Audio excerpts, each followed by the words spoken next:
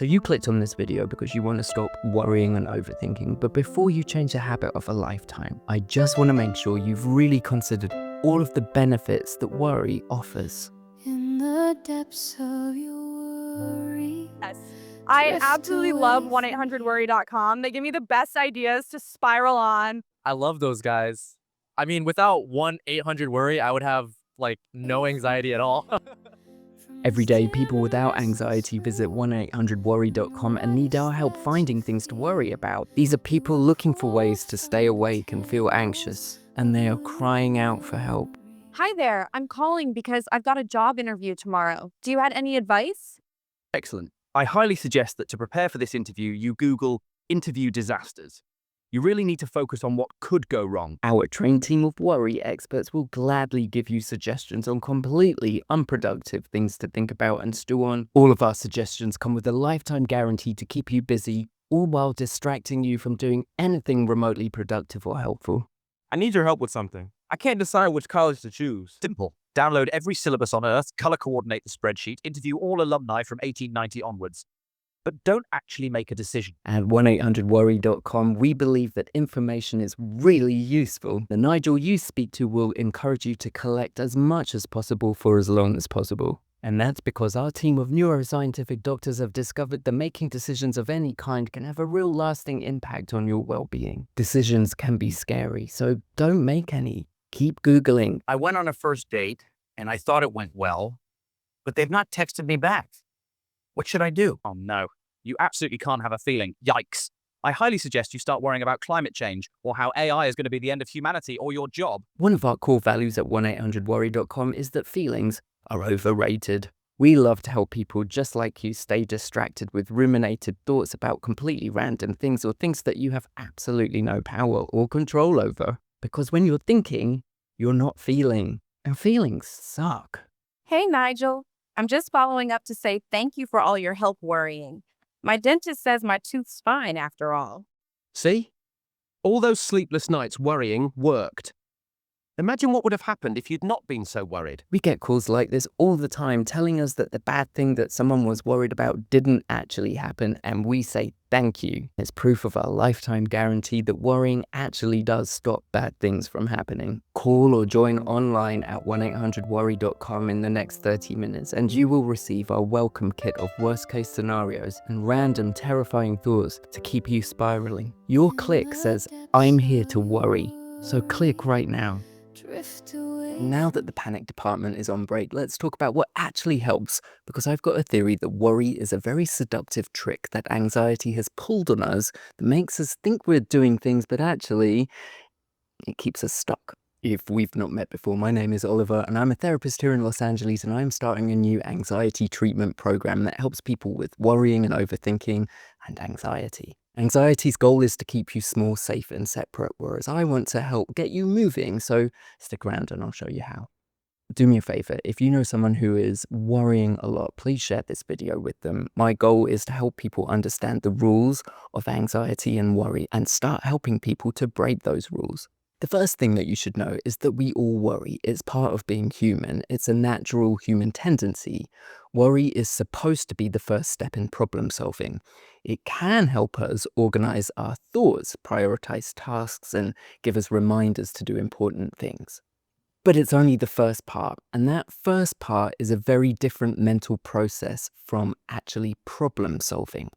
When you get into chronic worrying, it isn't actually problem solving at all, it's problem generating. People with anxiety disorders, like generalized anxiety disorders, are big worriers, and worry gets us stuck into this first phase. It becomes an unproductive, repetitive mental loop.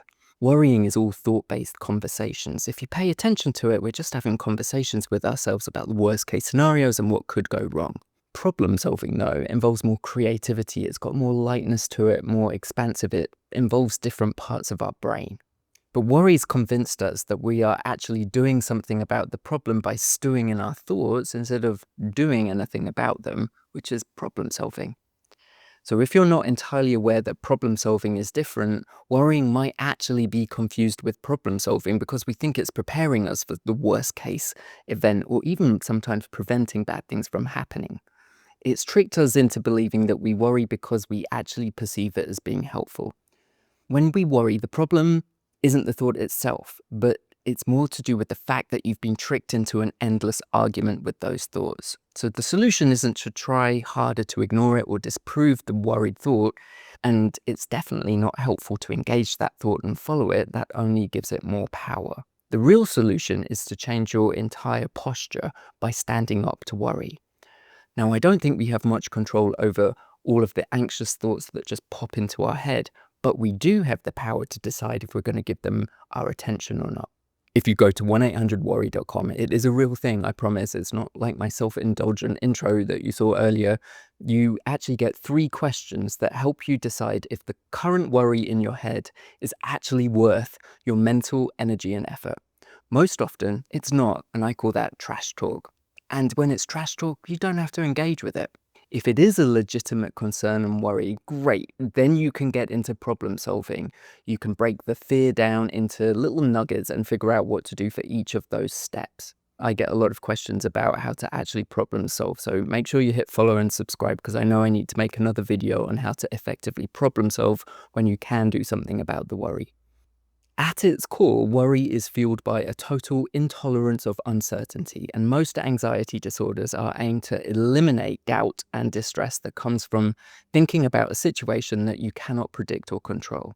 So worry has this trick that it pulls on us, and it makes us believe that imagining worst-case scenarios is a way to have more certainty about the future or how we're going to handle things. So the need for certainty, or at least the intolerance of uncertainty, can drive us to gather all of the information, all of the facts that we possibly can, and it becomes this endless search for the ultimate answer. But because we can never be fully certain about anything, we end up stalling on making decisions, and then we feel stuck and more anxious, and then we worry more. I told you, worry keeps us stuck. Now, sometimes the reason that we stay stuck in worry and information gathering is that it can be a form of avoidance. We'll become intensely engaged mentally with the problem we're worrying about, but actually, sometimes it's more of a form of experiential avoidance. And that is all about really avoiding deeper feelings, fears, vulnerabilities, insecurities, or other big emotions, and especially that feeling of uncertainty. So when you're worried, it's sometimes useful to ask yourself what's really going on. I tell my clients to separate out their thoughts from their feelings and try and understand what information is coming from feelings that you might be avoiding. I guarantee that it's often some form, it's usually always some form of uncertainty, but if you can lean into that feeling, worry can loosen its grip. I had a client this week who was talking about uncertainty about a doctor's visit and something going wrong. I'm like, well, if you lean into that feeling of uncertainty, what really are you uncertain about? I'm uncertain about what the doctor will say. Yeah. And that was it, right? You don't really know what the doctor's going to say. That's not a pleasant feeling, but you also will find out. And you can ask questions, you can get a second opinion. That's going into the problem solving. Imagine, the worried part is this client imagining all of the worst case scenarios that really wasn't doing much. To really close the deal on us, worry has another trick that it plays on us at the end. And that is when you worry about a bad outcome and it doesn't happen, worry will make you mistakenly conclude that it was a good job that you worried. And it's because you worried that the bad thing didn't happen. It's a negative reinforcement loop that convinces you that worrying itself was a good deal, and it locks you into a pattern and cycle of continuing to worry. So to break out of worry, the first thing you have to realize is that worry can become a habit. So you've got to try and become aware of the trigger. There's always a trigger with a habit. And when you identify the trigger, it becomes a little easier to map out a cycle. So if lying down in bed at night is the trigger that starts your brain to start worrying, the worst thing you can do is to lie in bed and continue to worry. So you would have to get out of bed, maybe write down what it is that you're worried about, and then make sure you've got it all out of your head and go back to bed and try again. You could even preempt this by writing down all of the things that you can imagine you're going to worry about before you go to bed. And if this is happening at 3 o'clock in the morning and you're like, there's no way I'm getting out of bed at 3 o'clock in the morning, I totally get it. It might just be as simple as swapping the end of the bed that your pillow's at. That might be enough to disrupt the pattern. And if you can't find a trigger, or you can't find the thing that starts you worrying, or perhaps it's just so common, you're going to have to get a bit tough on worry, and you're going to create worry time. This is a dedicated 20 or 30 minutes that you allow yourself to worry. If a worried thought comes into your head and it is not worry time, you have to be a bit tough and break the habit of indulging in it whenever it wants you to. It's like a naughty little puppy. Puppies can be trained, and granted, this is a very willful puppy, but you can train your brain in the same way. So resist the urge to worry every time worry wants you to. Instead, you're going to say, nope, it's not worry time. We're going to do that at 6 o'clock. Now, during these 20 or 30 minutes, you have to force yourself to continue to worry for the full 20 or 30 minutes.